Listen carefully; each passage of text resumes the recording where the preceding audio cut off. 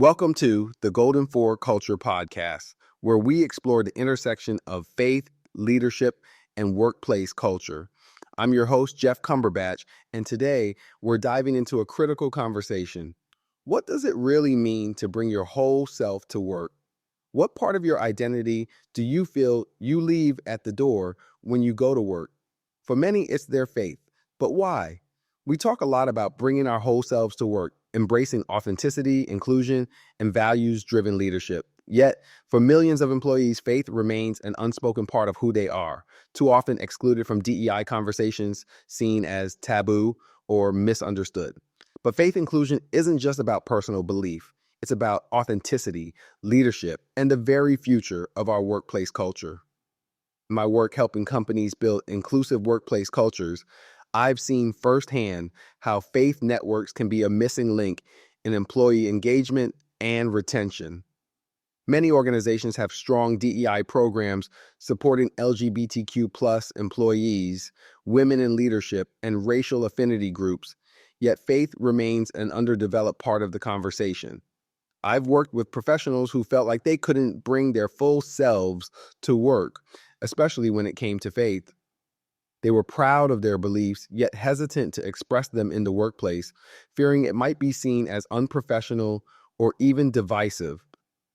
But when companies intentionally create space for faith inclusion, the results speak for themselves. I've seen faith-based employee resource groups transform workplace culture, creating safe spaces for employees to connect, fostering ethical leadership, and strengthening trust between colleagues of all backgrounds. Employees who once felt unseen now feel valued, empowered, and engaged. And when faith inclusion is done right, it doesn't just benefit religious employees, it strengthens belonging for everyone. What started as an underutilized concept has now become a driving force in workplace inclusion. Faith networks are proving that when employees feel free to be authentic, organizations thrive, gaining stronger leadership pipelines, higher job satisfaction, and a more engaged workforce. So, if we know faith inclusion works, why isn't it standard practice? The answer is complex. External pressures and cultural shifts are shaping how faith is perceived in the workplace. Project 2025 and faith in government policy. As new political initiatives seek to redefine religious engagement in government, there is concern that workplaces may feel pressured to align faith inclusion with government-backed religious priorities rather than true interfaith inclusion. Christian nationalism, and religious polarization. On the other end of the spectrum, Christian nationalism, a movement that seeks to intertwine faith with national identity, has sparked fears that faith inclusion in workplaces could become exclusionary. The challenge is ensuring that faith inclusion remains about belonging, not preference. So, how do we navigate these tensions?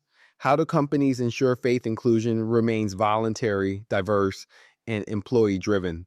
That's where faith networks play a crucial role. Faith networks are no longer optional, they are essential. As DEI strategies evolve and political landscapes shift, these groups anchor organizations in ethical leadership, values driven decision making, and a culture of trust. Leaders who support faith networks see higher engagement, stronger retention, and a workforce that is more resilient in times of change. Faith networks are bridges, not barriers, fostering interfaith understanding rather than division. They are ethical leadership hubs, helping employees lead with integrity. They are future proofing workplaces, ensuring inclusion doesn't just follow trends, but stands firm on values. This is why companies that embrace faith networks now will be the ones that thrive in the future. We are at a crossroads. The workplace is changing, and faith is becoming an undeniable part of that conversation. The question is, how will we respond? For employees, start the conversation. Ask if your company has a faith network. If it doesn't, find like-minded colleagues and explore how to begin one. Faith inclusion doesn't start with leadership, it starts with us. For leaders, create space. Just as you support race, gender, and identity in DEI, recognize that faith belongs in the conversation. Support faith networks, integrate values-driven leadership, and champion authenticity. Faith inclusion isn't about preference, it's about presence. When employees can bring their whole selves to work, we create cultures that are stronger, more ethical, and more purpose-driven. So ask yourself this: will you lead the change, or will you allow this movement to pass you by?